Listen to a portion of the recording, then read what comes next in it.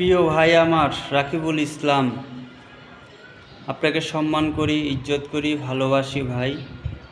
আপনি মিলাদ ক্যাম্প করছেন না আপনার ব্যক্তিগত ব্যাপার বা আপনার দলের ব্যাপার, কিন্তু যারা মিলাদ ক্যাম্প করছে ভাই, কেন তাদেরকে বেদাত বলছেন? তাদেরকে এই কাজগুলো করতে কেন নিষেধাজ্ঞা দিচ্ছেন ভাই? এটা খুবই অন্যায় করছেন, তাদের প্রতি জুলুম করছেন ভাই। সাধারণ মানুষকে কেন বিভ্রান্তি করছেন? ঈদে মিলাদুন্নবী করতে দিন না। সমস্যাটা কোথায়?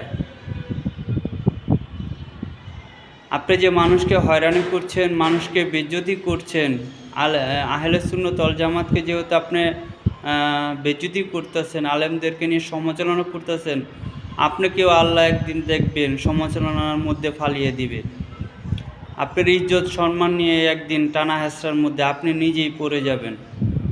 ঠিক আছে? আপনি এত বড় আলেম হয়ে গেছেন যে আপনি বেদাত বলে মানতে পারছেন না। বেদাত আপনার মধ্যে কি বেদাত নাই না? তো ভালো হয়ে যান, এটাই কামনা করি আমি।